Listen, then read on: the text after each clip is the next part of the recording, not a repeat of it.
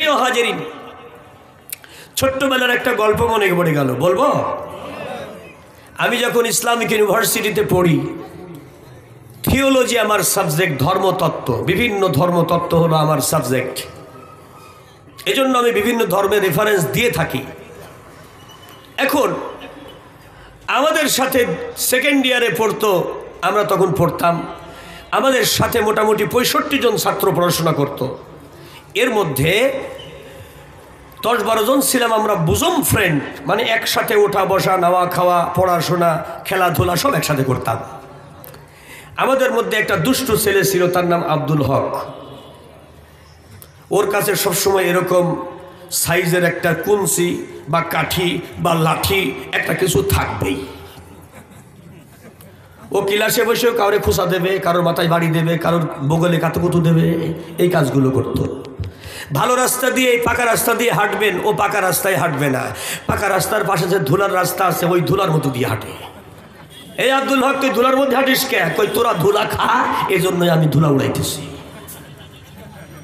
তাহলে কিরকম দুষ্ট বুঝতে পারতেছেন?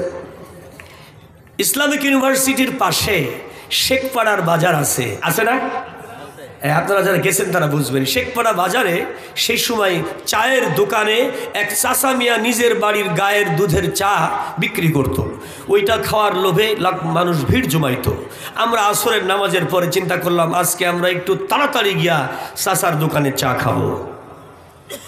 কিন্তু চাচা মিয়ার দোকানে যে বসার আগেই দেখতে পেলাম মোজ দাড়ি সমান এক লালন ঠাকুরের মুরিদ সাধু বাবা বসে আছে। মোষ এমন বেকায়দা যে 2 আঙুল মেরে ফাঁক করে ওর দাঁত দেখা সম্ভব না। এরকম মাল আপনাদের এলাকায় 2-4টা আছে নাকি? অকামের মাস্টার নাম থুয়েছে সাধু। ওনার ওই জায়গা যাওয়ার সাথে সাথে শরীর দিয়া ওনার এমন দুর্গন্ধ বেরোইতেছে, খাসিকে যদি খাসি না বানানো হয়, হয় কি? কথা কয় না, পাঠার চাইতেও বেকায়দা গন্ধ। তো আমরা একটু দূরত্ব বজায় রেখে কয়েকজন বসে পড়লাম, কিন্তু আব্দুল হক যে ওর পিছনে দাঁড়ায় আছে তা আমরা টের পাই নাই।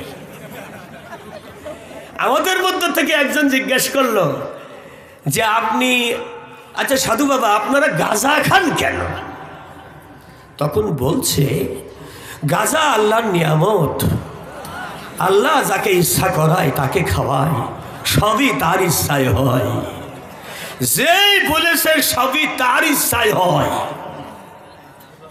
পেছন থেকে আব্দুল হক মোটামুটি 1 হাত সাইজের একটা কাবারি ছিল ওর পেছনে জামার মধ্যে ঢুকানো, ওইটা দিয়ে ওর সাধু বাবার মাথায় ঠকাস করে একবারই দিছে।